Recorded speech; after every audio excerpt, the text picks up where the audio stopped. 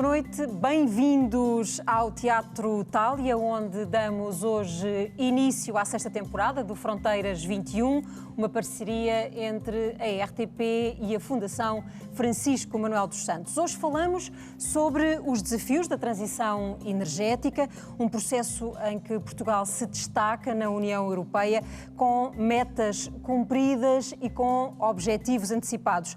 É sobre os desafios e os riscos que temos pela frente que falamos esta noite com os nossos convidados. Em direto de Paris, connosco vai estar Jorge Moreira da Silva, diretor da Cooperação para o Desenvolvimento da OCDE, Teresa Ponce de Leão, presidente do Laboratório Nacional de Energia e Geologia, Júlia Seixas, presidente do Departamento de Ciências e Engenharia do Ambiente da Nova School of Science and Technology, e Pedro Amaral Jorge, presidente da Associação Portuguesa de Energias Renováveis. Agradeço aos quatro que tenham aceitado este desafio para o debate que vamos fazer, mas proponho que comecemos por pedir à Marina Conceição que nos diga então como é que vamos carregar Portugal. Os desafios atravessam toda a sociedade e a Marina vai explicar-nos o que é que está a ser feito e como é que estão a ser preparados os objetivos com que o nosso país se comprometeu.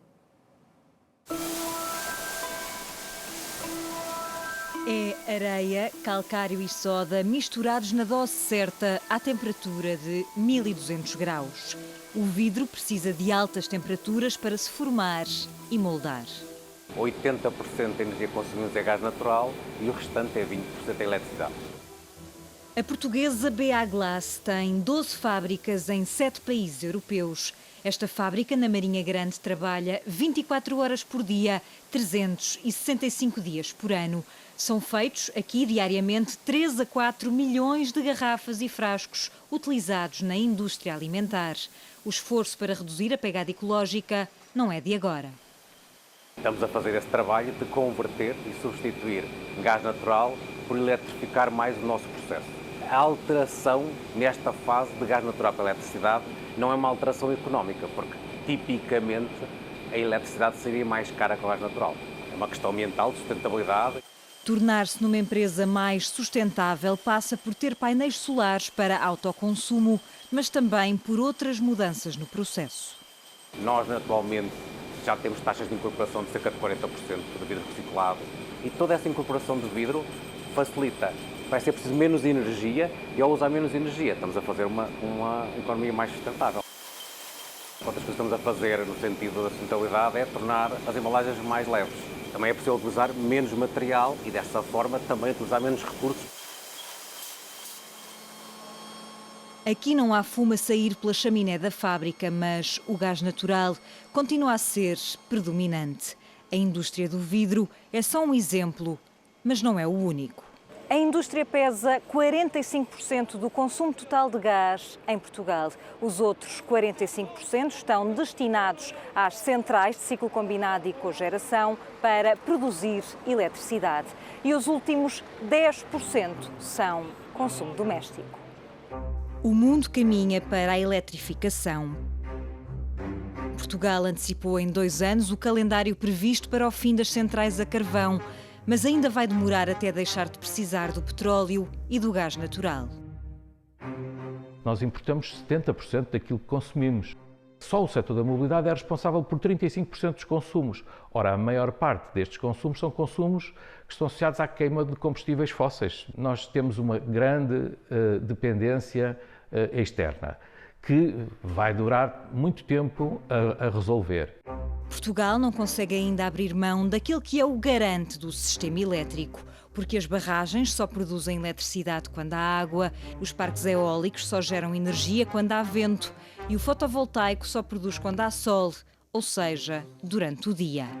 O gás natural é a rede de segurança que permite que a energia nunca falte. E nos últimos tempos, o custo no mercado grossista disparou e despoltou a chamada crise energética. As tensões geopolíticas na Ucrânia e na Argélia têm afetado o preço.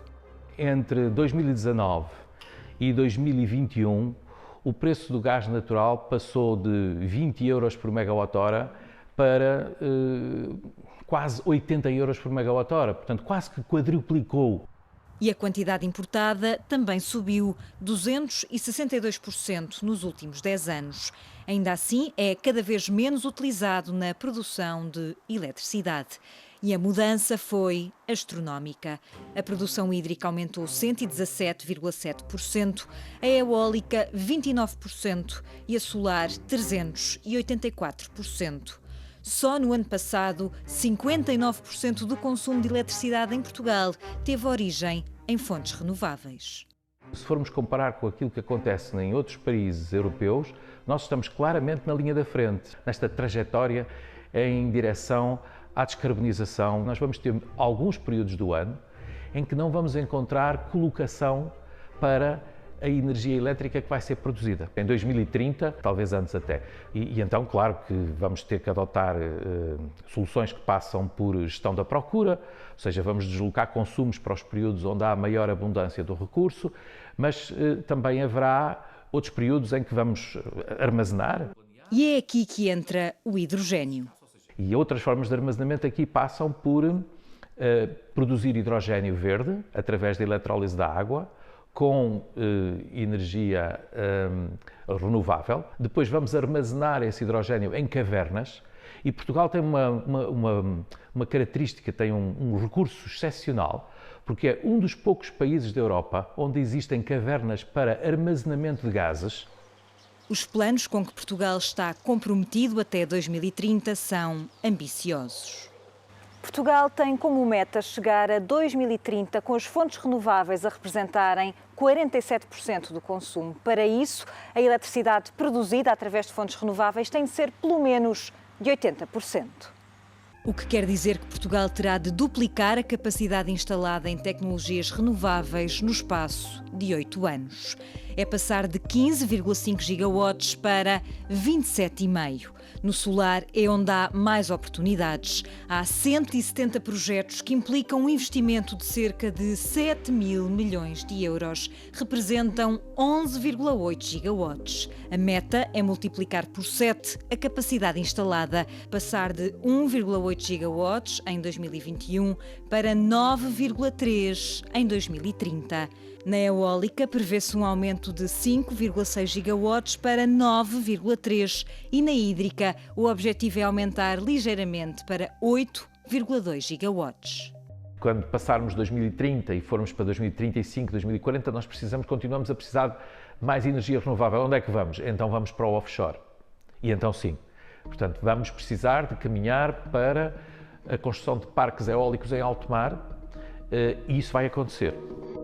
A neutralidade carbónica é para atingir em 2050.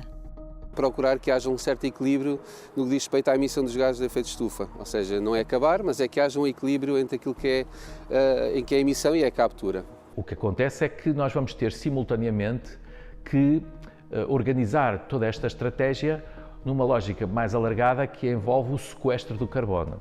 E o sequestro do carbono será feito nas florestas, na gestão dos solos. E a solução, eu diria que é, inclusivamente, uma solução de quanto mais depressa melhor.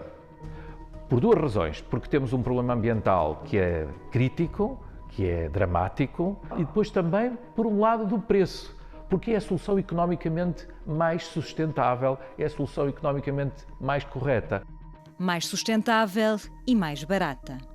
Produzir eletricidade a partir de fontes renováveis como eólica e solar fotovoltaica, podemos estar na casa dos 20 euros por megawatt-hora, vá 40, 50 euros por megawatt-hora para certas soluções.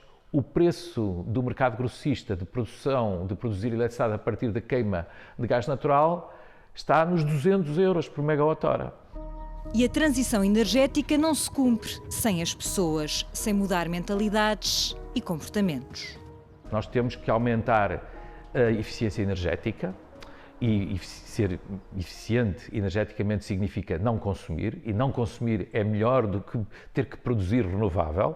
A aposta, por exemplo, nas comunidades de energia faz todo sentido, estamos a ver o momento certo para fazer essa aposta. É uma aposta que torna e dá ao cidadão a capacidade e o poder dele próprio gerir a sua própria energia, seja para consumo próprio, seja para armazenamento, seja também para comercialização. E o papel de cada um pode começar no telhado da casa, porque todos os megawatts contam e os carros elétricos também. Nós queremos eletrificar também a mobilidade e queremos eletrificá-la o mais depressa possível. Eu estou em crer que os próximos anos vão permitir começar a trazer o preço dos veículos elétricos para valores que comecem a ser competitivos. Para tudo isto é preciso que o país regulamente, invista e garanta infraestruturas. A sociedade agradece e o planeta também. Nesta alteração que vai ter impacto nas vidas de todos nós, há uma certeza que resulta desta ideia que percebemos em algumas destas declarações, professora, de que isto não se faz contra as pessoas. Mas em Portugal nós temos sentido por parte de algumas comunidades que há esse receio, a percepção de que algumas das respostas ou algumas das soluções para este projeto obrigam a sacrifício por parte de algumas comunidades. Isto vai ser mesmo assim? Há riscos em algumas zonas do território ou estamos a comunicar mal com as populações? Boa noite. É uma certeza que nós temos que ter desde já. A transição energética, para se fazer com sucesso, não pode ir contra ninguém. Tem que trazer toda a gente atrás. E é preciso perceber isto em várias dimensões.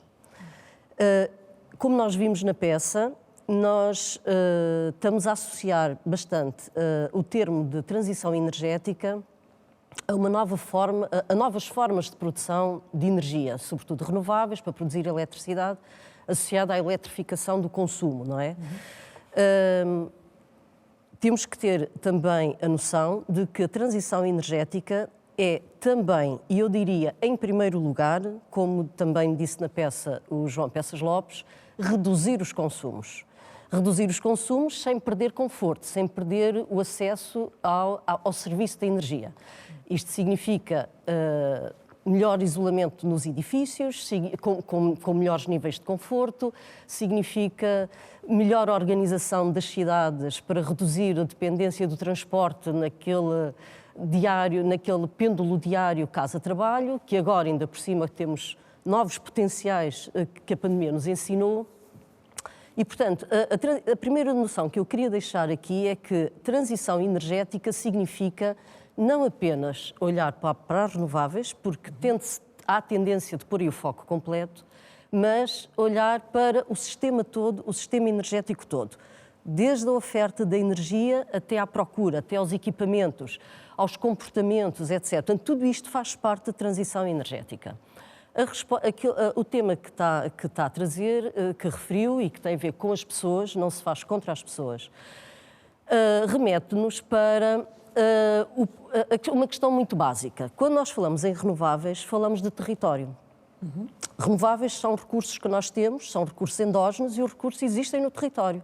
Onshore, offshore, mas sobretudo onshore. O offshore ainda não chegamos lá. Estamos a falar de solo, não é? Estamos a falar das eólicas, que já têm digamos, uma história. Estamos a falar de utilização do solo. Estamos a falar de utilização do solo. Temos uma história que eu penso que é de sucesso da componente da eólica e agora temos uma história que também penso que podemos dizer que é de sucesso, de hídrica, e temos agora a começar uma história com o solar. Aquilo que nós temos reparado e que temos visto com o solar, e também temos que falar aqui na questão do lítio, porque o lítio faz parte desta transição energética, não é? É uma daquelas atividades que é arrastado porque fornece um material que é importante, de facto, não há volta a dar, precisamos de alguns materiais para suportar esta transição energética. E, portanto, tudo isto tem a ver com território. E o território significam várias coisas. Significa presença humana, significa heranças culturais, significa paisagem, significa recursos naturais. E é impossível nós pensarmos em projetos de energia ou associados à transição energética sem termos este enquadramento todo. E a política pública, quando desenha, quando faz o desenho de determinado instrumento que vai ter impacto no território, tem que, desde a primeira hora, levar em linha de conta todas estas dimensões. E as pessoas em primeiro lugar. É uma forma que eu penso de fazer política pública, que o Reino Unido já faz isso, com bastante saber, com bastante sabedoria. Em Portugal, nós ainda não fazemos isso. Nós vamos falar com as populações, sei que, por exemplo, no caso do lítio, há agora muitas reuniões com presidentes da Câmara, mas não é agora.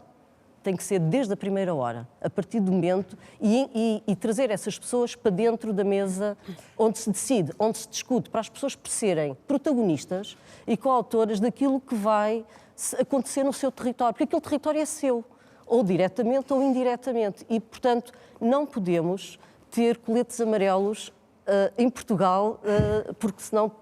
Mas, de facto, nós percebemos, por exemplo, na questão do lítio, e agora pedi a opinião e o testemunho da doutora Teresa Ponce de Leão, porque nós percebemos nos últimos meses em Portugal, e acabámos de sair de alguns atos eleitorais, como isto foi, a questão da exploração do lítio em algumas zonas do país, como foi um elemento agregador das populações, não é?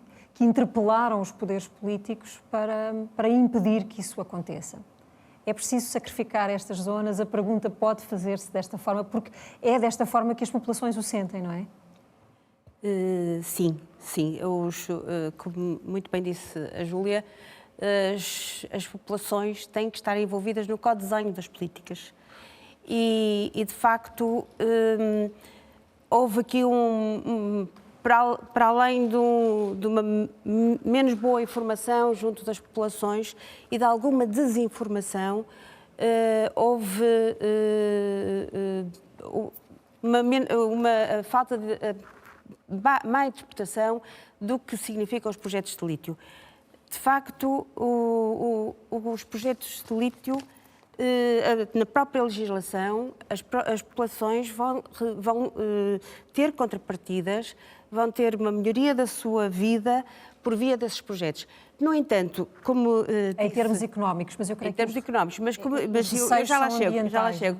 Mas como disse, ainda não há exploração de lítio. O que neste momento o que estamos a lançar é, após conhecermos os recursos naturais minerais, geológicos do nosso país, é um recurso de todos nós, seu, meu, das populações que estão nos locais.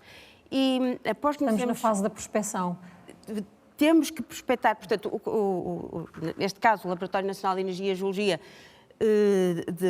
faz o levantamento do potencial geológico do país, mas depois é preciso uma análise mais fina e daí terem sido lançadas áreas passíveis de serem objeto de prospecção. A prospecção é apenas um estudo mais aprofundado das regiões que foram selecionadas. Mas as populações sabem que se a prospecção trouxer respostas positivas, vai haver extração. Se as populações trouxerem respostas, se a prospecção trouxer respostas positivas, essas áreas vão ser atribuídas à exploração, não sem antes haver um estudo aprofundado de impacto ambiental. Mas há ou não há riscos para as populações? Não há riscos para as populações. A exploração Era essa a desinformação a que se referia? Exatamente. A exploração de lítio é equivalente à exploração de uma pedreira. Não posso dizer que não tenha uma dimensão ligeiramente superior à exploração da pedreira, mas tal como na pedreira, há necessidade de utilização, quando a pedreira é aprofundada e vai aos níveis freáticos, de utilização e tratamento da água que é utilizada na extração da pedra.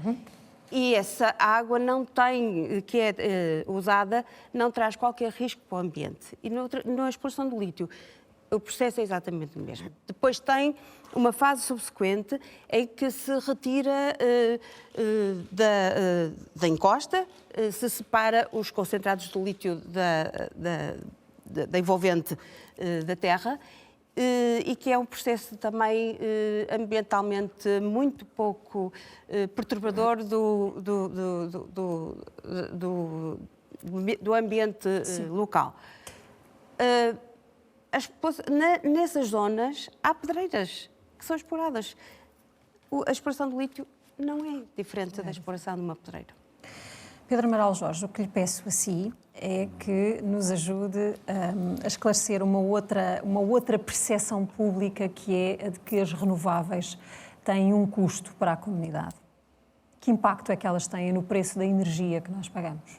Bom, eu tenho ouvido várias vezes, boa noite aos senhores telespectadores lá em casa também, eu tenho ouvido várias vezes a pergunta que é como é que justifica que são as renováveis aumentar o preço da eletricidade no mercado, e isso é um mito, porque o que acontece é o inverso. Como o professor Peças Lopes há pouco referiu, os custos de produção de eletricidade a partir de fonte eólica e de fonte solar hoje podem rondar, do caso solar, na casa dos 25, 30, vai depender das condições financeiras, mas 25, 30 euros por megawatt-hora, e o eólico estará nos 35, 40, de acordo com aquilo que tem sido leilões ao longo da Europa, também euros por megawatt-hora. O impacto que as renováveis têm no mercado grossista de eletricidade, essencialmente por 3 fatores, é reduzir o preço do mercado grossista. E eu vou tentar explicar de uma forma simplificada. Há 3 componentes no custo de produção de eletricidade. O custo de produção de eletricidade no mercado ibérico é um mercado que funciona de uma forma marginal, ou seja, conta com a última unidade produzida que entra no mercado horário.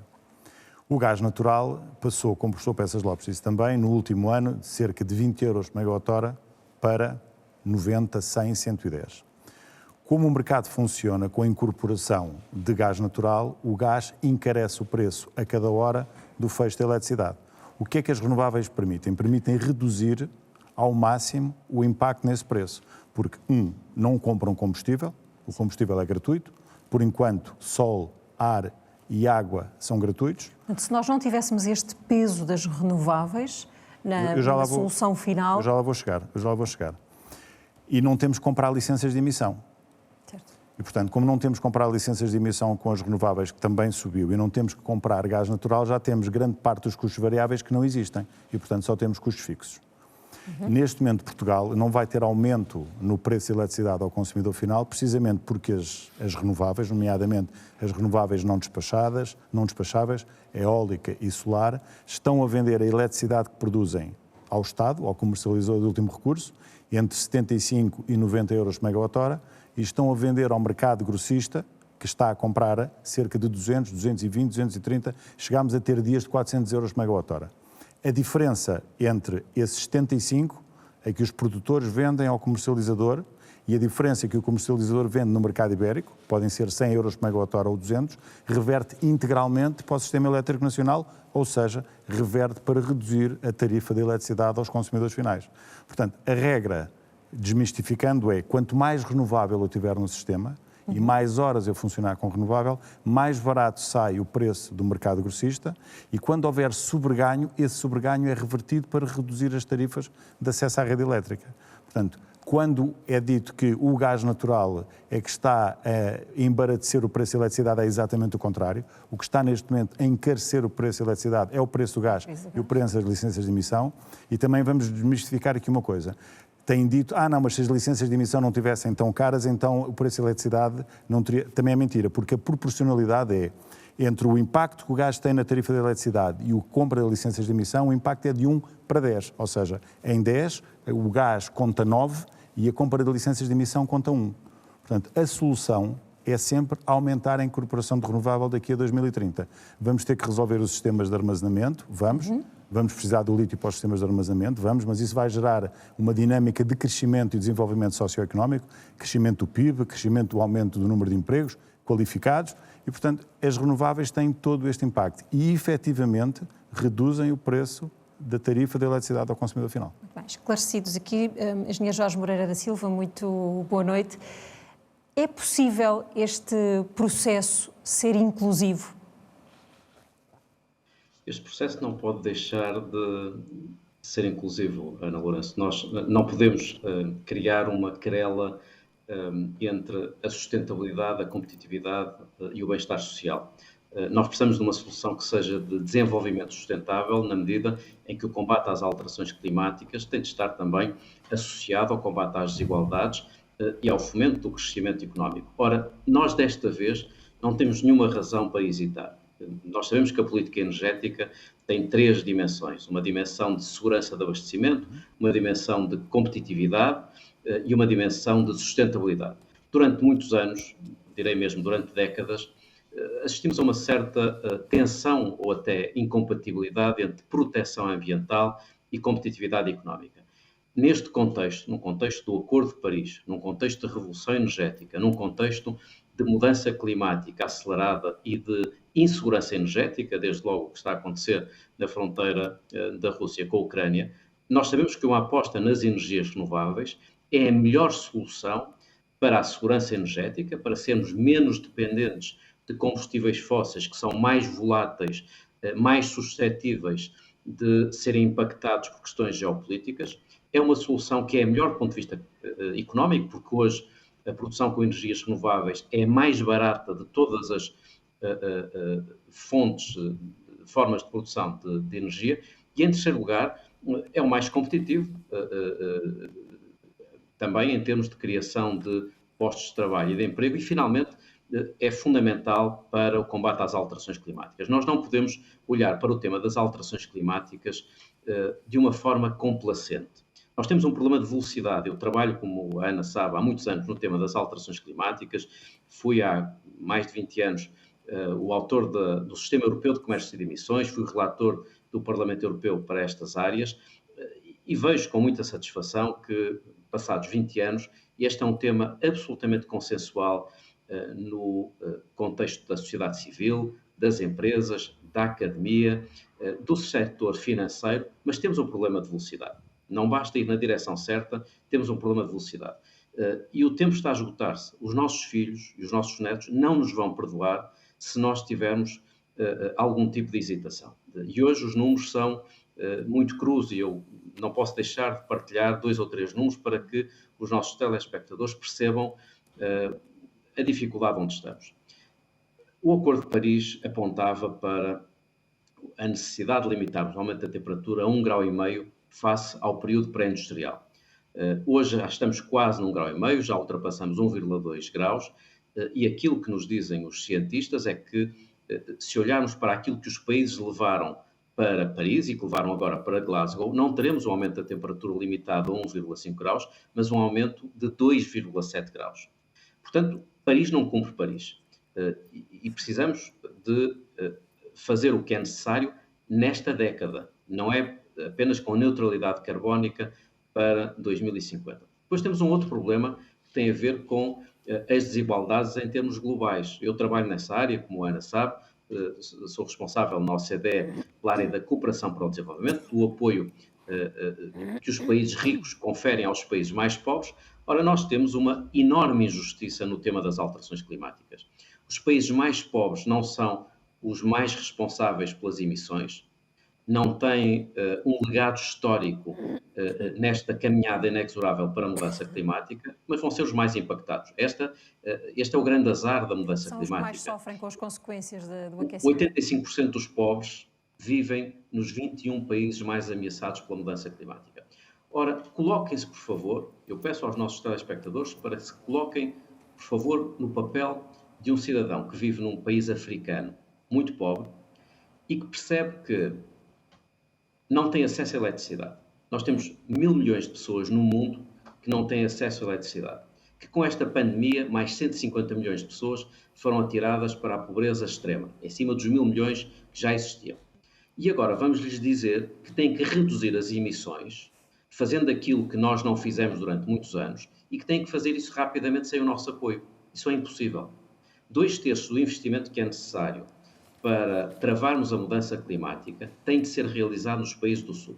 E, portanto, eu gostava de, sabendo que hoje vamos falar essencialmente de Portugal, de chamar a atenção para a necessidade de uma agenda de solidariedade internacional para que, ao mesmo tempo que cumprimos as nossas obrigações em casa, ajudemos os países mais pobres nessa descarbonização que é necessária e que também é do nosso interesse.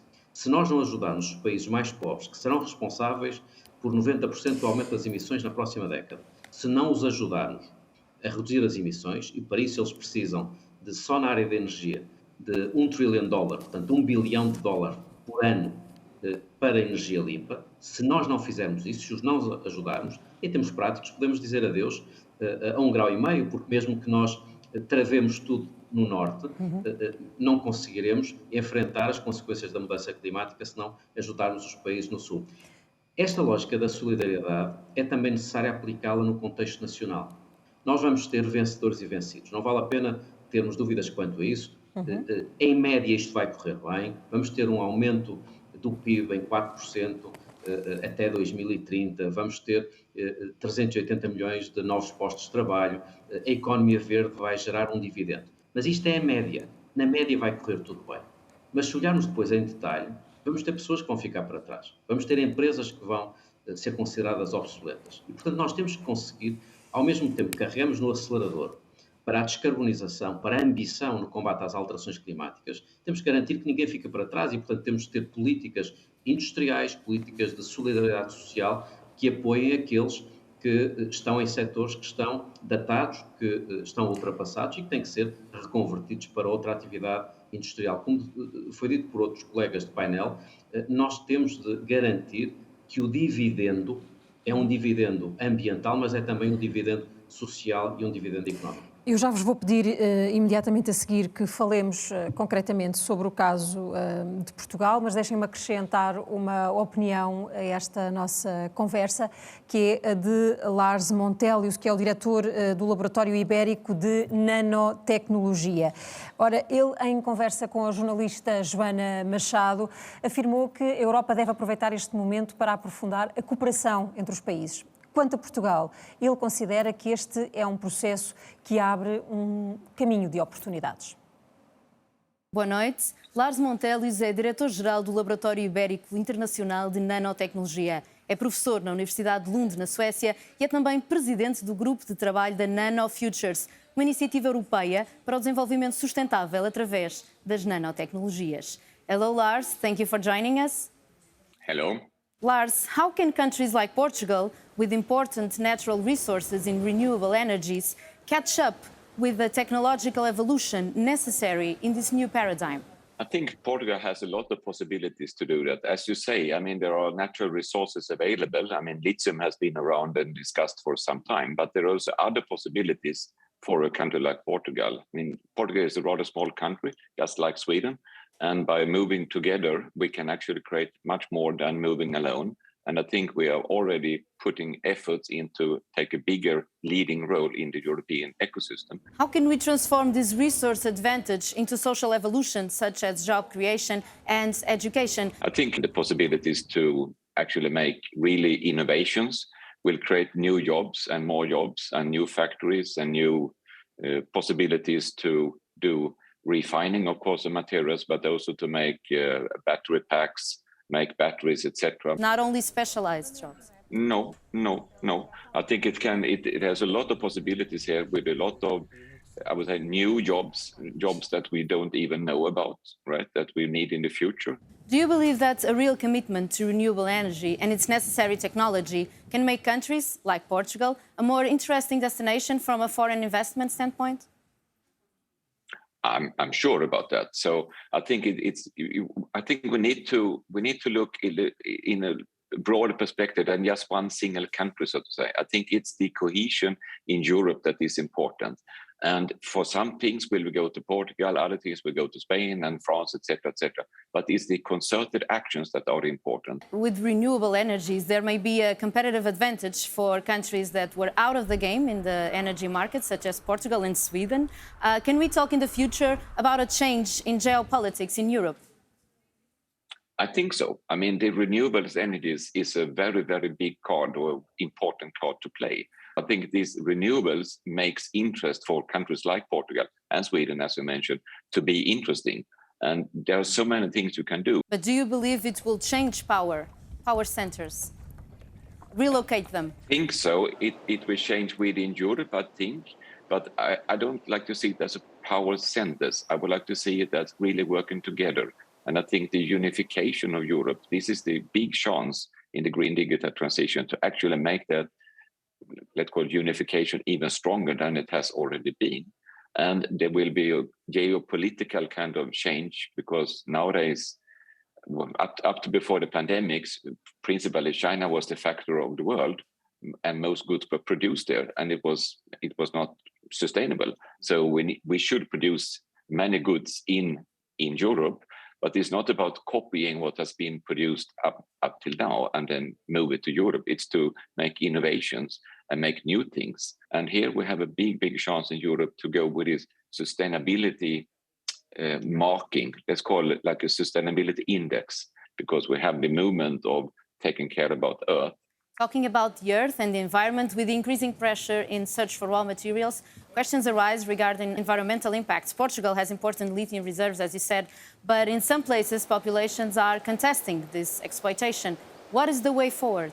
I think here one need to do this very carefully, right? And I think with new technologies, it's possible to reduce risks, of course, as much as possible for everyone, but also reduce the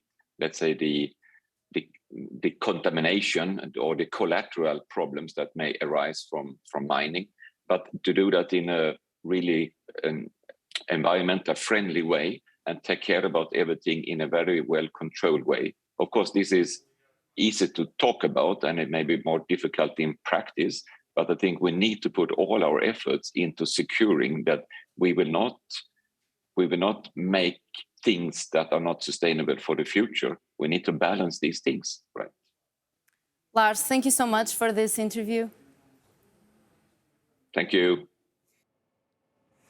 É então um caminho de oportunidades, mas vamos relembrar os compromissos. A Marina Conceição já aqui nos trouxe algumas das metas do Plano Nacional Integrado de Energia e Clima para esta década, que traz umas metas intermédias em relação àquilo que é o objetivo de descarbonização total em 2050. Ora, o que se pretende no final desta década, em 2030, é que 47% do consumo de energia final em Portugal tenha origem nas renováveis. Mas isto implica que, na totalidade da produção, 80% tenha também origem em renováveis. E nós estamos a falar na duplicação daquilo que é a capacidade instalada de produção em Portugal. Hoje, o objetivo para 2030 é o de que sejamos capazes de produzir em Portugal 27,5 gigabytes. Temos atualmente 15,5 de potência instalada. Precisamos, portanto, de mais 12. E está também neste documento, neste Plano Nacional, estabelecido de que forma é que vamos fazer este crescimento. O principal potencial de crescimento tem a ver com a energia fotovoltaica, porque tem o ponto de partida mais reduzido, de 1,8 para 9,3 gigabytes. É exatamente a mesma meta que temos em relação à eólica, mas que é, em Portugal, um setor que tem tido maior crescimento. No entanto, a principal expressão em Portugal das fontes renováveis é a hídrica, e aqui vemos nestes números, produzimos atualmente, ou temos capacidade instalada para produzir 7,1 gigabytes e o objetivo é apenas de 8,2, uma subida residual, tal como acontece com outras fontes de energia renováveis, onde estão incluídas as ondas, a geotermia ou a biomassa, e aqui o objetivo é o de 3 décimas. Mas vamos ver de que forma estão as energias renováveis e a sua produção distribuídas ao longo do território, e percebemos que a zona norte e centro produz cerca de 80% do total, sobretudo estamos a falar de hídrica e de eólica, e também estas duas, sobretudo distribuídas no norte e no centro do país. Sabemos, por exemplo, que em termos de parques eólicos temos 100 na região norte do país, 104 na região centro, e percebemos que é uma expressão muito mais reduzida no resto do território, 7 no Alentejo e 12 na região do Algarve, mas é, como bem se percebe, na energia fotovoltaica que sentimos que há um potencial de maior crescimento de potência instalada. Na última década, de facto, Portugal fez um enorme esforço, tem cumprido e tem antecipado algumas metas e conseguiu reduzir de forma muito considerável a sua dependência energética. No último ano, por exemplo, em 2021, as importações que fizemos de energia ao exterior explicam-se sobretudo por melhores condições no mercado ibérico do que propriamente por algum tipo de dificuldade de produção. É o que estamos a ver neste gráfico e, como percebemos, Portugal está já muito perto daquilo que é a média dos países europeus. Estamos a ver números de 2020. Percebemos aqui como tem sido reduzido o saldo importador, reduzimos 36% das importações e 32% das exportações. Pedro Amaral Jorge, com este crescimento que nós temos previsto, Portugal pode ser um exportador de energia? Quando falamos nesta vantagem competitiva de termos, neste aspecto, matérias-primas em Portugal, esta vantagem competitiva pode trazer o quê para a economia do país? Eu acho que nós temos que começar por resolver o desenvolvimento económico e socioeconómico no território nacional. E isto pode ser conseguido graças às características que Portugal tem de complementaridade dos recursos endógenos que tem entre sol, água e vento, neste caso. Como Portugal, felizmente, tem essa complementaridade, e não é por acaso que o plano que apresentou há pouco tem 1/3 de eólica, 1/3 de solar e 1/3 de hídrica a complementar a matriz, deixando apenas o gás natural para alturas mínimas de desequilíbrio quando a resposta do consumo não for possível. Nós temos a possibilidade de ter custos de produção de eletricidade muito baixos. No novo paradigma renovável, Portugal deixa de ser um país pobre energeticamente e passa a ser um país rico energeticamente, quer onshore, quer em offshore. Esta possibilidade que nós temos de reduzir os custos energéticos passa a criar-nos um contexto económico de atratividade, não só para o investimento na produção desses energéticos, eletricidade e já lá vou ao hidrogênio verde, mas também para atrair um conjunto de indústrias que são eletrointensivas e que começam a olhar para Portugal como um país que terá custos competitivos de produção de eletricidade e custos competitivos de produção de hidrogênio verde e começar a olhar para Portugal como uma lógica de instalação também dessas unidades industriais. Nós não nos podemos esquecer que há uma estratégia europeia, que já é da Sra. Ursula von der Leyen, que tem a ver com a reindustrialização europeia, que tem uma meta há 2 anos de incorporar em território europeu uma capacidade de manufatura industrial que nós terceirizamos para o resto do mundo durante muitos anos. E há uma intenção estratégica de reverter essa lógica de investimento.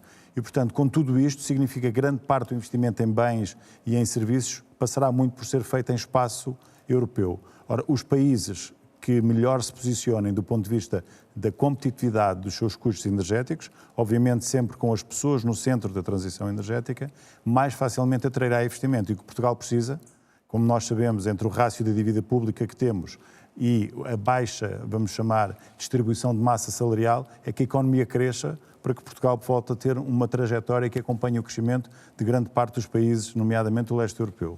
E, portanto, nós temos todas essas condições potencialmente à nossa frente. Temos alguns desafios. Temos o desafio de simplificar os processos de licenciamento desses centros eletroprodutor. Temos o desafio de aumentar a capilaridade da rede elétrica de serviço público, porque, ao contrário dos centros eletroprodutores na metodologia antiga, as centrais a carvão, as centrais a gás, elas estavam muito localizadas num território. O Plano Nacional de Energia e Clima e a Estratégia Nacional de Hidrogênio vão colocar estes centros eletroprodutores espalhados ao longo do país. Aqui, há pouco mostrou o mapa em que o Alentejo e o Algarve não têm eólica e hídrica, por condições geográficas e de recursos naturais, mas podem vir a ter sol, podem vir a ter armazenamento de hidrogênio e, portanto, esta matriz vai ser mais homogénea na instalação dos centros eletroprodutores e, com isto, trazer ganhos económicos para as economias locais, atrair emprego, evitar a desertificação do interior. Portanto, há aqui, não vamos entrar em muitos detalhes, mas há aqui uma quantidade de vantagens socioeconómicas se nós conseguirmos levar a cabo a implementação quer do Plano Nacional de Energia e Clima, com as metas que mostrou, quer o plano que está subjacente à Estratégia Nacional de Hidrogênio, também até 2030. E, portanto, isto é efetivamente a grande oportunidade, eu diria, mais do que o PRR, de atrair investimento privado para Portugal e ter aqui um ciclo virtuoso de crescimento económico. Está tudo na nossa mão, é só sermos capazes de o saber fazer. Jorge Moreira da Silva, Lars Montelli, de certa forma, desenvolve um pouco um dos temas que abordou, que é a questão da solidariedade. Ele tinha uma perspectiva muito positiva sobre o futuro deste projeto de transição energética, mas também nos dá a entender que vão surgir profissões novas, que o novo modelo de economia vai trazer novas profissões, mas também vai extinguir algumas e esses podem ser os excluídos deste processo. Há políticas públicas, existem já, elas estão previstas neste projeto para impedir ou para integrar toda a gente? Nós temos de ter essas políticas no contexto global, mas também europeu e nacional. É evidente que essas políticas têm de estar em linha com aquilo que os cientistas também nos dizem.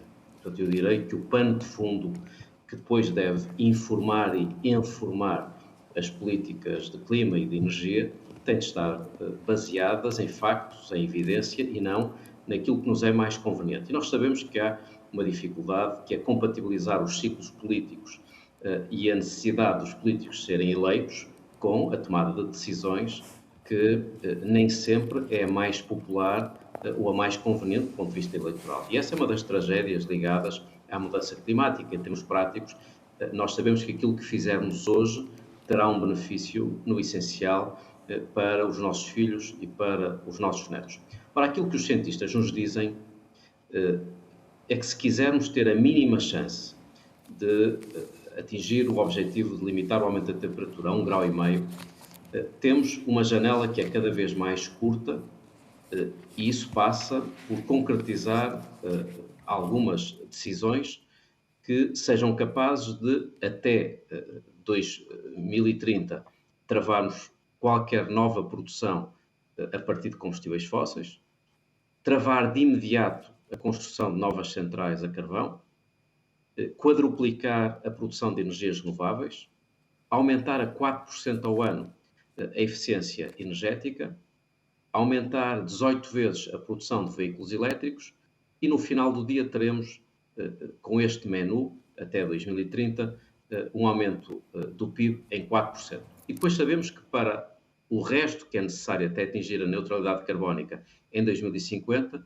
temos de fazer metade com aquilo que já existe, isto é, com tecnologias que existem, mas precisam de políticas públicas que as coloquem no topo da ordem de mérito, mas depois com novas tecnologias que não estão ainda suficientemente desenvolvidas. Portanto, nós precisamos de políticas públicas, de investimento, de financiamento, mas também de muita investigação e desenvolvimento e muita inovação.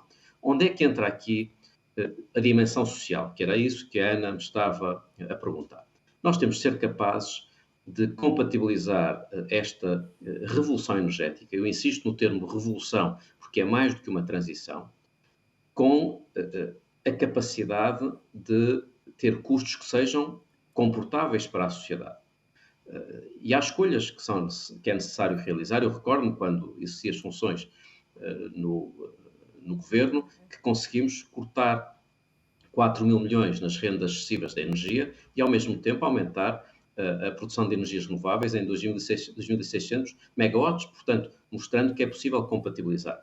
Quando fizemos a reforma da fiscalidade verde, lançamos a taxa de carbono, a taxa dos sacos plásticos, mas entregamos o resultado dessas receitas para a redução do IRS e para a promoção da mobilidade elétrica. Mas agora é necessário muito mais do que isso. Nós temos de ser capazes de olhar para o tema das interligações energéticas como um fator de redução de custos da energia na Europa. Nós precisamos de reduzir os custos da energia. As pessoas que estão em casa estão completamente convencidas quanto ao tema das alterações climáticas, mas no fim do dia têm que pagar as suas contas. Têm que pagar as contas de eletricidade, têm que pagar as contas de gás, têm que pagar as suas outras contas. E, portanto, um discurso de transição energética que não tem em atenção a necessidade de reduzir custos é um discurso que não tem viabilidade política. Ora, eu considero que nós temos condições para ter na esfera nacional, na esfera europeia e na esfera internacional um discurso que case bem a dimensão económica, a dimensão ambiental e a dimensão social. E o tema das interligações energéticas é um bom exemplo. Eu bati muito por isso, como sabem, pela ideia de acabar com o isolamento da Península Ibérica em relação à Europa. Em 2014 conseguimos convencer a União Europeia, num acordo que deu muito tempo, deu muito trabalho negociar, a fixar interligações energéticas mínimas entre a Península Ibérica e França de 10% até 2020 e de 15% até 2030. Durante décadas, vários governos bateram-se por isso e bem, mas sempre numa lógica de que era do nosso interesse, no interesse de Portugal e de Espanha, as interligações de eletricidade e de gás para reduzir os custos em casa, em Portugal e em Espanha. Ora, a partir do momento em que a Europa tem metas de energias renováveis muito ambiciosas e metas de redução das emissões muito ambiciosas, Portugal e Espanha passaram a fazer parte da solução. Isto é, os países europeus que não têm nem água, nem vento, nem sol, na quantidade e na qualidade de que dispomos, vão ter de cumprir metas de energias renováveis com custos mais elevados se os tiverem de fazer a partir dos seus recursos que são pouco abundantes. Portugal e Espanha podem deixar de ser, a Península Ibérica pode deixar de ser uma ilha na Europa e criar, de facto, uma ligação que permita escoar e exportar para o resto da Europa. É esse o objetivo? Eu acho que esse é um grande desígnio, porque isso permite aos consumidores portugueses ter uma vantagem, que é estarmos interligados com a Europa e com isso termos custos mais competitivos, beneficiando o mercado europeu. Isto permite aos consumidores portugueses, aos contribuintes portugueses, aos cidadãos portugueses beneficiarem da atração de investimento para criarmos empregos e exportar eletricidade para o centro da Europa, mas isso depois também tem uma grande vantagem para a União Europeia. Vai reduzir os custos do cumprimento das metas de clima e de energia em 40 mil milhões de euros. Eu peço só que deixemos um pouco a Europa. Nós vamos poder ainda neste programa olhar para um objetivo e para esta transição energética do ponto de vista da Europa e até do resto do mundo. Vamos falar de geopolítica e de geoestratégia a partir daqui. Deixe-me só perguntar à professora Júlia Seixas. Nós estamos a falar do ponto de vista da estratégia nacional. Mas agora vamos pôr-nos no lugar de uma família, de um prédio, de uma comunidade, de uma cidade em Portugal. Vai ou não, neste processo, ser possível que cada um de nós, como dizia alguém na reportagem da Marina Conceição, possa fazer a gestão da sua energia? Isso faz parte deste projeto? É viável? Isso tem que fazer parte desse projeto, sim. Nós estamos a falar em termos genéricos de eólica, portanto, a eólica por natureza é centralizada. Sim. Há microeólicas, mas com pouca expressão. Falamos sobretudo de solar. Fotovoltaica, exatamente. E Portugal também tem feito um caminho no chamado produção descentralizada, não é? Mas há de facto, há ainda muita coisa para fazer na componente da produção descentralizada. Eu penso que nós devemos dar a mesmo nível de importância, e quando digo devemos dar, eu estou a falar em termos de regulação política, à produção centralizada, que tem acontecido, e também à produção descentralizada. É um modelo completamente diferente, é um modelo em que o investimento é distribuído, é um investimento das famílias, mas as famílias também sabem fazer contas. E, por exemplo, atualmente, mesmo que o meu telhado comporte 20 painéis solares, eu vou instalar apenas 2 ou 3 para satisfazer aquilo que é a minha procura da minha casa, porque não me é economicamente interessante eu produzir para vender à rede. E chegamos à parte das infraestruturas, não é? Exatamente. Portanto, há aqui uma lógica económica associada ao uso da infraestrutura, etc. Mas, se calhar, nós estamos a olhar para isto de uma perspectiva um bocado clássica e convencional.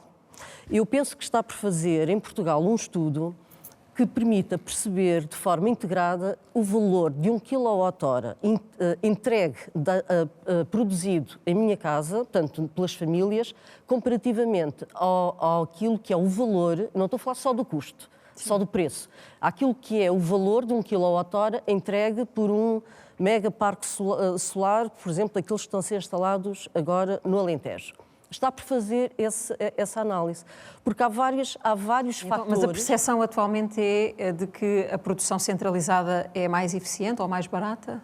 A produção centralizada é mais barata, mas depende dos fatores de custo, dos fatores que está a meter, que estamos a considerar nesse custo, não é? É esse estudo que não está feito. É esse estudo que não está feito, porque eu penso que, do ponto de vista social e do ponto de vista da economia global do país, devia ser possível perceber as vantagens de uma produção descentralizada. Há várias vantagens e há muitas experiências. Os modelos também são diferentes. Em Portugal está a fazer o seu caminho, estamos no início, mas já há pelo menos várias vontades de se implementar o modelo das comunidades de energia, em que são, de facto, entidades, vamos chamar assim, uma entidade jurídica, onde podem estar presentes indivíduos, os municípios, até empresas, e que podem acordar entre si formas de produção, de venda entre si, de armazenamento, etc. Penso que falta em Portugal uma literacia suficiente para fazer, digamos, arrancar esse modelo, mas é um modelo que nós temos que fazer. E eu acho que o próximo governo devia pôr muitas fichas, desculpe o termo, na produção descentralizada e não apenas na descentralizada e não apenas na produção centralizada, que parece que tem levado, digamos, mais fogo. Criar nas pessoas a capacidade de serem, de certa forma, até autónomas ou de contribuírem para o objetivo. Contribuírem. A ideia aqui não é serem autónomas, a ideia aqui é serem contribuintes de um sistema elétrico, de um sistema energético, não é? Não apenas receptores dessa energia, que é o que está a acontecer maioritariamente atualmente, mas terem essa capacidade. De facto, Portugal tem um potencial enorme disponível nos telhados das habitações, das fábricas, dos hospitais, das escolas.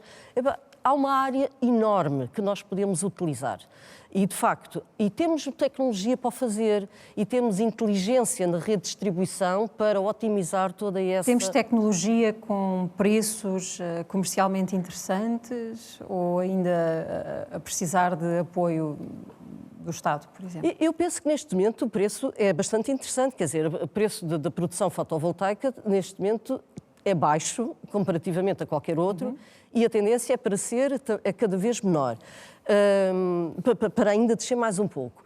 Complementarmente, começam a aparecer no mercado soluções, por exemplo, de armazenamento individual ou de alguma escala a nível de bairro, que também pode ser considerado neste tipo de modelos, em que o preço, neste momento, não é ainda é um pouco caro, mas a expectativa para a evolução do preço dos sistemas de armazenamento é o de acompanhar um pouco aquilo que tem vindo a acontecer ao decréscimo do preço da produção fotovoltaica.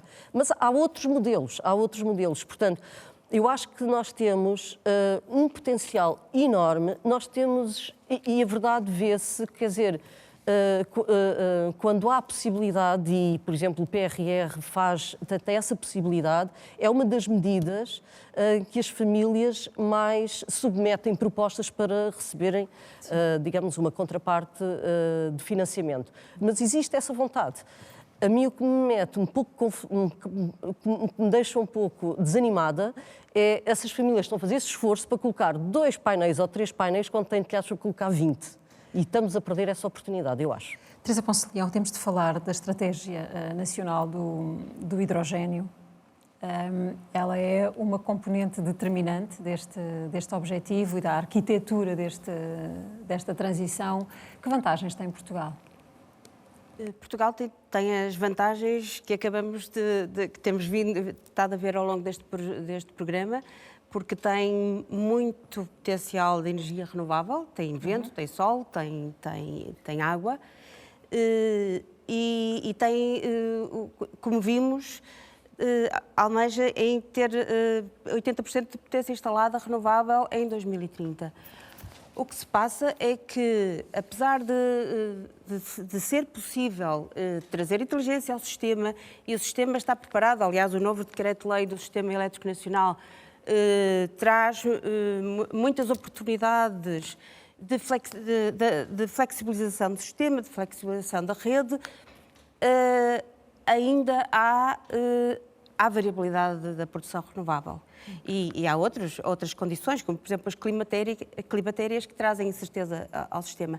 Ora, portanto, o hidrogênio permite fazer... Numa lógica, que tal como a lógica europeia, que é apostar na eficiência energética, depois na eletrificação dos sistemas elétricos, completamente a partir de renováveis, falta a componente de segurança de abastecimento para garantir que, quando não há renováveis, há armazenamento.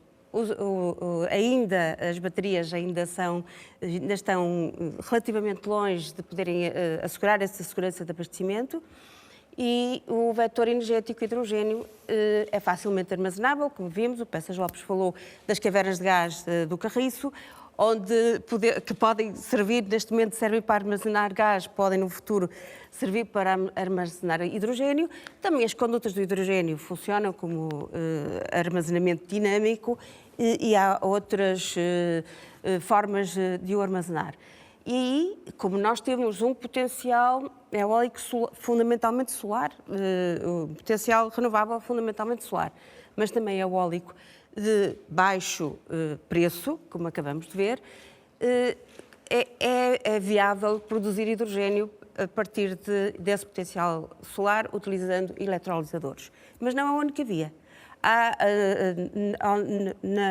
No âmbito da biomassa, há tecnologias que permitem produzir hidrogênio não totalmente verde, mas que depois pode ser objeto de sequestração de CO2 e acaba por ser verde, a partir de outros. Aliás, costuma-se dizer que o hidrogênio é um arco-íris. Podemos ter o hidrogênio verde, o lilás, o rosa, o azul, em função da energia primária em que ele é produzido.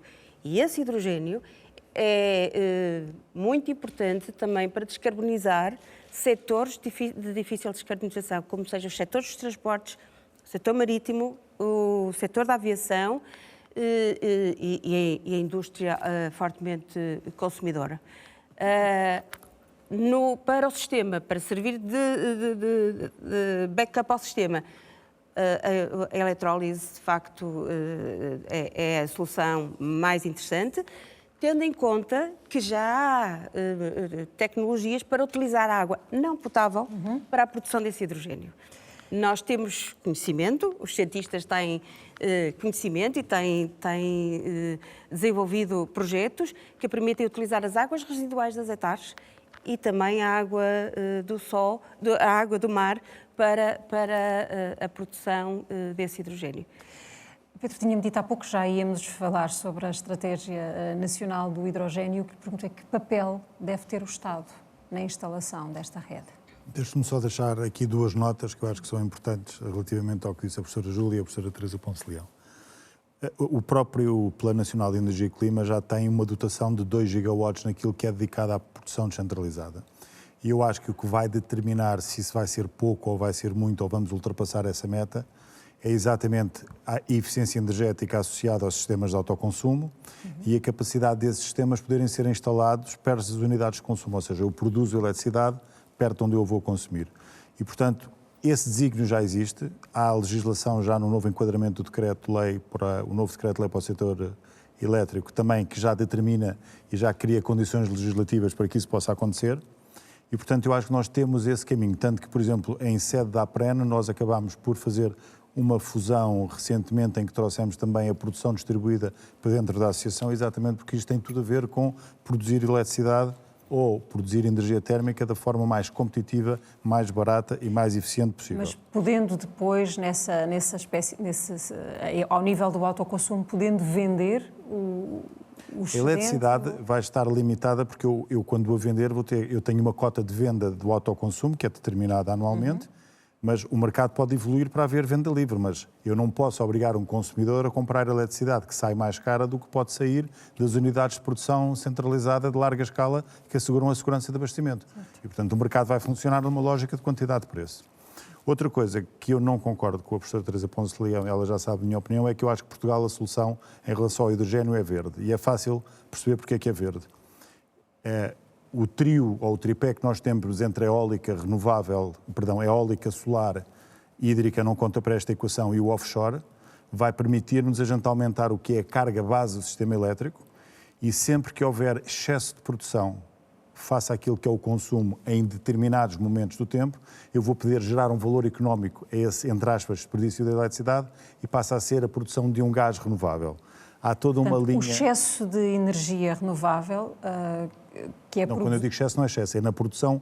Pode haver uma hora do dia em que eu estou a produzir mais do que o consumo está. E, portanto, essa energia... E essa diferença é canalizada para a produção de hidrogênio. Não é apenas, isso chama-se curtailment, num termo técnico, não é apenas essa energia que vai ser utilizada, vai ser muita energia dedicada à produção de hidrogênio, porque, efetivamente, toda a linha de política europeia está a determinar que o hidrogênio é a alternativa energética para os setores cuja eletrificação direta não é possível. Como dos transportes marítimos ou transportes marítimos, transportes rodoviários de longo prazo e os transportes aéreos para já. E indústrias, como apareceu a Barbosa e Almeida no começo, que são indústrias que precisam de calor de alta temperatura, como é a questão de vidreiro, e começar a pensar que misturar gás natural com hidrogênio consegue reduzir as emissões, até que se consiga fazer queima direta de hidrogênio, que é algo que já está no desígnio, quer nacional, quer da Comissão Europeia, de arranjar tecnologias para que isso seja possível. Mas estamos a falar ainda da necessidade de arranjar tecnologias que Não, essas tecnologias existem. O que é preciso é que elas sejam comercialmente execuíveis do ponto de vista de entre juntar um centro eletroprodutor renovável, um eletrolisador e uma fonte de água. É juntar essas três coisas que é a complexidade, não é a tecnologia chegamos ao problema, que é quem paga. O consumidor que vai comprar esse energético. Porque, repare, com o gás natural a 100 euros por megawatt-hora, o hidrogênio azul, o chamado azul com sequestro de carbono, que é produzido através de gás natural numa tecnologia que se chama reforming catalítico de metano. Ora, se eu tenho o impacto do gás natural na produção desse hidrogênio, eu deixo de ter controle sobre o custo de produção. Eu, com renováveis, passo a ter controle sobre o custo de produção, porque eu sei exatamente quanto é que eu vou pagar a eletricidade renovável, porque não tem custos variáveis e não está sujeito à flutuação no mercado internacional, e, portanto, eu só tenho ou custos de capital, de quanto é que custa o equipamento, ou a quanto é que eu compro eletricidade. E eu consigo fazer contratos de compra de eletricidade por prazos muito alargados a preços constantes, porque as renováveis, o custo de produção não varia com questões geopolíticas nem questões de mercado. Uma vez que ela é determinada, mantém-se constante no tempo. E, portanto, isto também é importante esclarecer às pessoas. Há uma vantagem muito grande no hidrogênio verde e na eletrificação dos consumos, porque eu consigo ter custos previsíveis de energia durante prazos muito alargados. Eu, se montar um centro eletroprodutor hoje, eu sei que durante 15 anos aquele pode ser o seu custo de produção de eletricidade, que é uma coisa que não acontece desde que eu dependa de combustíveis fósseis, porque eles têm questões geopolíticas e são transacionadas no mercado global. Se eu perguntasse para esta estratégia nacional do hidrogênio, se é preciso o apoio do Estado, como nós tivemos noutras décadas, a outro tipo de energia? Pelo menos no... Se tivermos o gás natural a 100 euros por megawatt-hora, não precisamos. Agora, o que nós precisamos é de criar as condições para, tal como hoje conseguimos ter fotovoltaico a 25 euros por megawatt-hora e eólico a 45, 40 euros por megawatt-hora, nós precisamos que este mercado nasça. Sim. E esse mercado precisa de um equilíbrio entre quem compra e o apoio a quem compra, entre quem produz e assegurar que esses projetos executam até que há uma escala mínima a partir do qual o mercado toma conta e não há subsidiações, não há as chamadas... O engenheiro Jorge Moreira Silva referiu das rendas. A eletricidade não tem rendas, porque os eletroprodutores só produzem, só são pagos por cada eletrão que entregam ao sistema. Se o centro eólico estiver parado, os eletroprodutores não recebem, não são pagos por capacidade, são pagos por eletricidade produzida. Não vai haver tarifas? Claro, as tarifas podem vir a ser de curto prazo, porque a evolução tecnológica para a redução dos custos de produção de hidrogênio, do que se conhece hoje, vai ser muito, muito rápida. Vai ser mais rápida do que aconteceu com o fotovoltaico e com o eólico. Vamos acrescentar uma opinião neste nosso debate. O economista alemão Hans Werner Sinn, que é o autor do livro O Paradoxo Verde, alerta para os erros do processo de transição energética, para erros políticos. Werner Sinn diz que as metas de descarbonização provocaram o instinto óbvio dos países produtores de petróleo em aproveitar a janela de tempo que lhes resta. Em entrevista à Joana Machado, Werner Sinn explica que a Europa está convencida de que vai liderar, pelo exemplo, mas na verdade está apenas a mostrar ao mundo como é capaz de destruir a sua própria energia. Hans Werner Sinn é professor de Economia e Finanças Públicas na Universidade de Munique. É autor de vários livros sobre transição energética e foi presidente do Instituto Internacional de Finanças Públicas. Hello, Hans. Yeah, hello. Hans, what is the green paradox? The consumer countries, or at least some of them, announce that they will become green and they will do in the future without oil consumption, then that implies for the oil sheikhs and other owners of the resources that they must be afraid that at some stage they will not be able to sell their oil anymore. And in anticipation of this market destruction, which they fear from green policies, they sell more today and in the coming years. Look, for example, at the environmental minister, energy minister of Guyana, which is an island close to Venezuela. They found oil there. And he declared, yeah, we know after 30 years it may be forbidden to extract and sell the oil. So we hurry up to get our stock of oil out of the ground and sell it to the market. That's the green paradox. How are owners of carbon resources dealing with green policies, in your opinion? This is not their free will. This is something which has been commanded by governments, in particular by the EU, which has this CO2 directive of 2018 and then further directives later, which say that per 100 kilometers a car, a fleet of cars of a producer cannot produce more than 47.5 grams CO2 per kilometer. The idea is that you bring electric cars into your fleet. They are counted with a zero CO2 output, which is of course not true. This is a fake. And thereby they make it possible for the producers to satisfy their formula. What is the Super Kyoto system? That is a sort of climate club, which also others have proclaimed, that we find binding agreements between all the important countries in the world. Europe is already united in this respect, but America is a little bit unclear. China does not participate in the moment. India does not participate. If we bring them together into an agreement where we say we mutually reduce the CO2 output and the carbon consumption, that would be a solution. But, you know, we just have the Paris contract. There are 196 countries which signed, among them all the EU countries, but only 60 countries committed to harsh numerical constraints to CO2 output, which are really binding. And this is about a third. And the other 2/3 have just signed and said, oh, we find this great that you are constraining your own consumption. That is not yet a solution. Do you believe that we can still be saved and avoid an energetic disaster?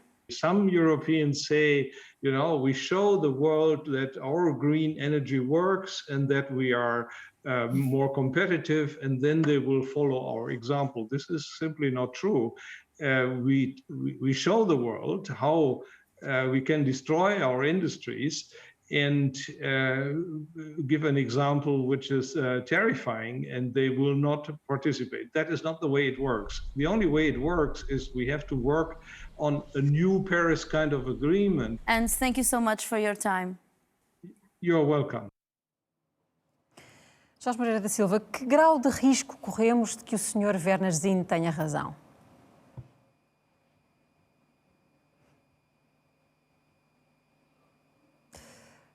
Bom, nós não estamos a conseguir contactar com o engenheiro Jorge Moreira da Silva. Vamos melhorar esta... Conseguiu ouvir-me? Já não. Consigo ouvi-la. Muito bem, e o que eu lhe perguntava era que, espero que tenha conseguido ouvir também a opinião do economista Werner Zinn, que grau de risco é que nos corremos de que ele de facto tenha alguma razão quando diz que a Europa está a pôr em causa a sua própria economia e de que não é pelo exemplo que vamos conquistar outras economias que não estão com o mesmo grau de empenho a fazer este processo de transição energética? Eu penso que é uma visão completamente ultrapassada. Eu confesso a minha surpresa por ainda existirem este tipo de abordagens, porque não tem nenhuma adesão à realidade. Eu admitia que há alguns anos, quando não existia ainda informação suficiente quanto aos benefícios da descarbonização, que este tipo de discurso cético pudesse ter algum tipo de viabilidade. Ora, neste momento, nós sabemos não só que é absolutamente incontornável e necessário descarbonizar, como sabemos que isso está a acontecer à escala global. Nós já não estamos sozinhos. Durante muito tempo a Europa esteve sozinha. Neste momento isso não acontece. Nós temos mais de uma centena de países que assumiram o objetivo de neutralidade carbónica até 2050. Nós sabemos que mesmo países que tinham algum tipo de ceticismo em relação à descarbonização estão a assumir reformas relevantes. Sabemos mesmo que muitas das grandes empresas e da inovação ligada às energias renováveis vêm de países do Sul ou de economias emergentes como o Brasil, a Índia e a China. Portanto, esta ideia de uma Europa na Torre de Marfim, sozinha como farol ético e moral, apesar das consequências económicas, isso não tem nenhum tipo de adesão à realidade. E, portanto, eu lamento dizer que o discurso que acabamos de ouvir é um discurso que não tem qualquer tipo de adesão à realidade. Os dados que os cientistas nos apresentam, que as organizações internacionais, nomeadamente a Agência Internacional de Energia, vêm apresentando, numa lógica que é escrutinável por cientistas de todo o mundo, é de que nós podemos chegar a 2050 com neutralidade carbónica, com 90% da eletricidade produzida a partir de energias renováveis e 10% a partir da energia nuclear. Sabemos que se o fizermos, isso gerará benefícios económicos e benefícios sociais. E sabemos mais do que isso. Sabemos que hoje, apesar de falarmos muito das bazucas e dos fundos europeus, existem no mercado internacional fundos de pensões, mercado de capitais, sistema financeiro, existem mais de 376 trilhões de dólares, portanto bilhões de dólares, disponíveis para investimento. 30 trilhões de dólares, portanto 30 bilhões, já estão associados à área da sustentabilidade. Mas temos, portanto, ainda muito dinheiro disponível, muito financiamento disponível no mercado internacional que está à procura de bons projetos. E isto é muito importante que Portugal tenha noção das oportunidades que existem. Não olhemos apenas para a bazuca, não olhemos apenas para o Orçamento de Estado, não olhemos apenas para o dinheiro que vem com o envelope que diz Portugal. Nós temos de olhar para as grandes oportunidades de investimento internacional que existem no mercado internacional, que estão à procura de bons projetos.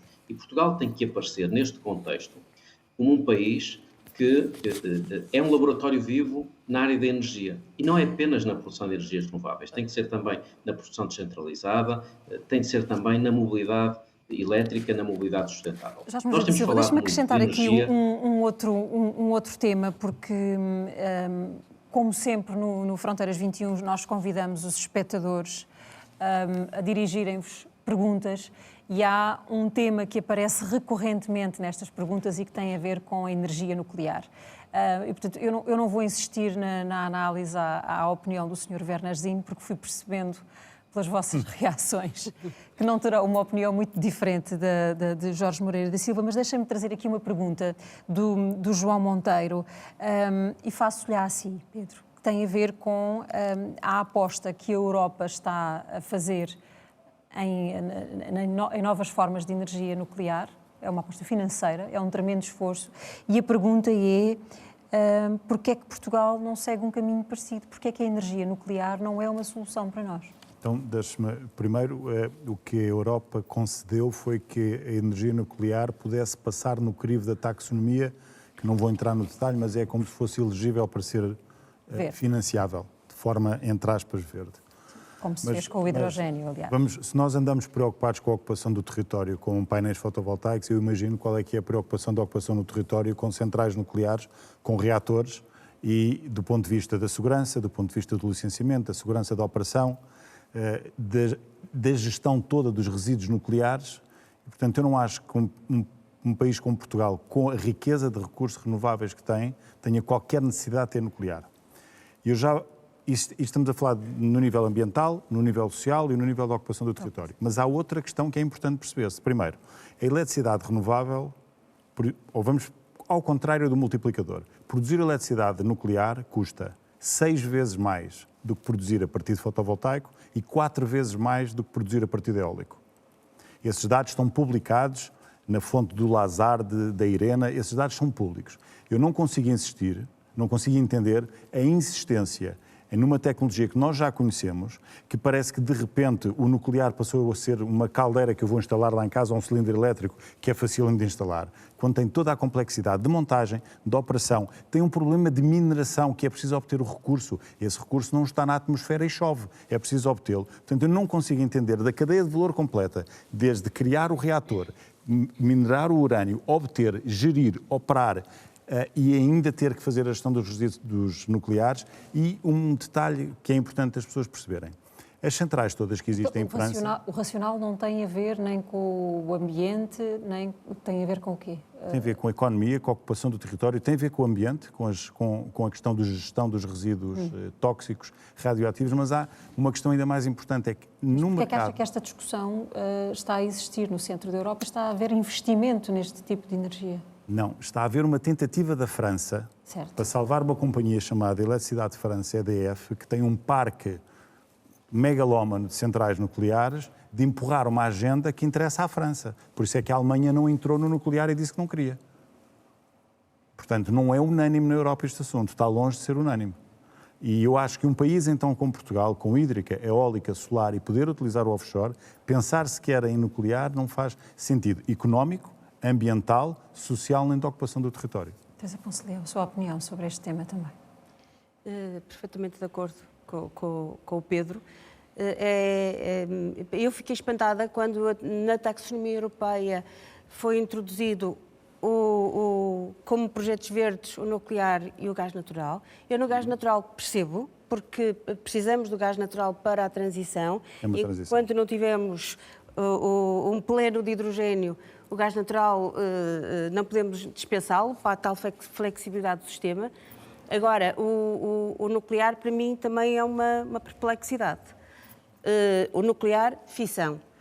Porque existe também uma outra tecnologia nuclear que poderá ser muito promissora, que é o nuclear fusão, mas que ainda está longe de ter custos em paridade com o mercado, ainda está longe de ter sequer um protótipo que demonstre a sua viabilidade e, portanto, talvez para 2100 nós tenhamos algum projeto, mas não será para os nossos dias. Deixe-me só concluir só aqui uma questão. Eu penso, e o Jorge já tocou nessa matéria, e olhando para o discurso do cientista que nos falou há pouco, a ciência tem que estar na base de todas as decisões das políticas públicas. Foi demonstrado desde o Acordo de Quioto até ao Acordo de Paris e, finalmente, na última COP, na COP de Glasgow, uma das recomendações, ou a primeira das recomendações que saiu, foi que os cientistas sejam ouvidos para a tomada de decisões políticas. Porque os cientistas sabem fazer cálculos, sabem avaliar os projetos, monitorizá-los. Existe uma coisa que não falamos aqui hoje, que se chama Agenda 2030, que tem 17 Objetivos de Desenvolvimento Sustentável, onde estão os objetivos, onde estão lá claramente explícitos a descarbonização, mas também a inclusão, e é perfeitamente possível medir o impacto dos projetos de acordo com estes objetivos e, portanto, fazemos a nossa disrupção na economia para uma economia descarbonizada mas também inclusiva, que é, de facto, fundamental para a evolução da nossa sociedade. Jorge Moreira da Silva, há pouco tirei-lhe a palavra, mas gostava de ouvir a sua opinião sobre este projeto da União Europeia, que tenciona investir 500 mil milhões de euros no nuclear de nova geração, num prazo muito curto. E se faz sentido que Portugal fique fora desta discussão? Bom, eu não tenho grandes preocupações com o nuclear. Em primeiro lugar, porque ele em Portugal não faz sentido e, portanto, esse é um tema que em Portugal está ultrapassado. Nós temos, com a utilização de energias renováveis e com o potencial de desenvolvimento deste setor, mais do que é necessário para suprir as nossas necessidades. Portanto, para um país tamanho S, não é necessário uma opção XXL, que é a opção do nuclear, mas também não estou muito preocupado no contexto global. Porque nesta corrida contra o tempo na descarbonização, a ordem de mérito virá a partir da competitividade e da redução de custos. E eu estou absolutamente convencido que não apenas por razões ambientais, mas também por razões económicas, as energias renováveis terão sempre vantagem face à energia nuclear, a não ser que exista uma subsidiação de política industrial, por razões de política industrial, da energia nuclear, mas isso não faz parte da política energética. Coisa diferente é saber o que é que os países que já têm nuclear devem fazer. E, portanto, eu acho que quem não está no nuclear não vai entrar no nuclear. Coisa diferente é saber os países que têm nuclear se devem abandonar o nuclear ou não. E essa é a matéria onde, obviamente, não entro e direi apenas que uma das razões pelas quais sinto tão decepcionado com a lentidão das interligações energéticas na Europa, depois do acordo que foi alcançado em 2014, é precisamente por estarmos a retirar capacidade à Península Ibérica para exportar eletricidade renovável para a Europa, que está hoje, neste momento, a ser suprida com nova produção nuclear que está a ser anunciada. Portanto, nós estamos aqui também num domínio de política industrial e de política económica. A energia, para Portugal, não é apenas uma matéria que se consome, é um setor industrial. Portanto, para nós é um cluster, o que significa que se nós continuarmos como a Europa, que está fechada à Península Ibérica em termos de fornecimento de eletricidade, estamos em termos práticos a cortar as pernas ao nosso setor industrial. Portanto, eu espero que sejam desencadeadas todas as diligências que são necessárias para que se possa recuperar o tempo perdido e que se retome aquilo que estava bem encaminhado desde 2014, 2015, quanto ao setor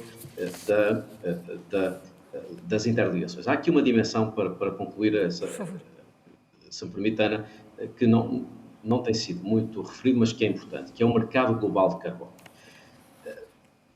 Nós precisamos de pôr um preço nas coisas. Quando se trata de descarbonizar, na prática, é colocar um preço nas coisas, o preço de CO2 nos produtos, incluindo no setor da energia. Isso depende ou de fiscalidade, impostos, ou de sistemas europeus de comércio e de emissões. Nós precisamos de expandir o nosso sistema europeu para o contexto global. Precisamos de um mercado global de carbono que permita que exista uma descarbonização à escala global. E aqui sim a Europa não pode ter qualquer tipo de hesitação.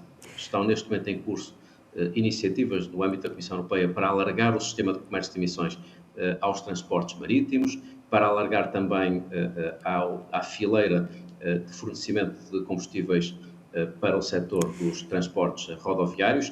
Isso parece-me muito importante, mas também importa que em Portugal façamos a nossa parte, que é retomar os projetos da fiscalidade verde num contexto de neutralidade fiscal em que se possa tributar mais aquilo que se polui para tributar menos aquilo que se ofere no IRS e aquilo que se gera através do IRC. Nós estamos a caminhar muito rapidamente para o fim, se há coisa que não é renovável aqui é o tempo, professora, mas falta-me ouvir a sua opinião sobre esta questão do nuclear. Se para si também não faz sentido introduzi-la como... Eu concordo com tudo o que foi dito e não vou gastar esse tempo, mas queria 2 minutos. Se Tenho menos puder do que dar. isso. Nós, durante este programa todo, ouvimos falar de muitos assuntos relacionados com a transição energética. Eu penso que fica claro que a palavra de ordem é devemos acelerar a transição energética para as renováveis. Eu penso que isso não temos dúvidas e ficou explicado. Sim. Dito isto, acho que para além de acelerar, devemos planear esta transição energética. E com este planeamento, vamos descobrir 2 ou 3 aspectos que devemos acautelar, porque o caminho não vai ser só rosas. Nós vamos ter e encontrar incertezas, vamos encontrar riscos. Eu ainda esta tarde estive a ler um relatório da IRENA, que é a Associação Internacional de Energias Renováveis, sobre os materiais críticos. A perspectiva que materiais críticos são materiais como as terras raras, o disprósio, o neonídeo, e outros materiais como o próprio lítio, o cobalto, que são muito importantes para as tecnologias das renováveis, para as baterias. E a perspectiva que existe atualmente é que na próxima década estes materiais quadrupliquem de preço, porque está a haver uma corrida a todas estas tecnologias. O que é que significa isto? Significa que nós temos que começar a olhar para estes aspectos com alguma prevenção e, por exemplo, neste caso em concreto, eu penso que Portugal tem aqui uma oportunidade que não se ouve falar muito. E há outros países que já estão a entrar nesta corrida, que é a corrida da recuperação da reciclagem destes materiais. Da recuperação destes materiais. Isto é um cluster industrial que eu estou convencidíssima que daqui a 10 ou 15 anos vai valer imenso dinheiro, porque vamos passar, e vou terminar com isto, vai acabar a geopolítica da energia, ou tendencialmente, mas já começou a geopolítica dos materiais. A China já não está a exportar tanto como já exportou, por exemplo, dessas matérias-primas críticas que referia. Portanto, é de facto outro paradigma que temos de ter em atenção e antecipar. Acelerar, antecipar, programar e incluir todos. Muito obrigada aos 4. Boa noite. Foi o regresso do Fronteiras 21 para esta 6ª temporada. Voltamos a encontrar-nos no próximo mês. Boa noite.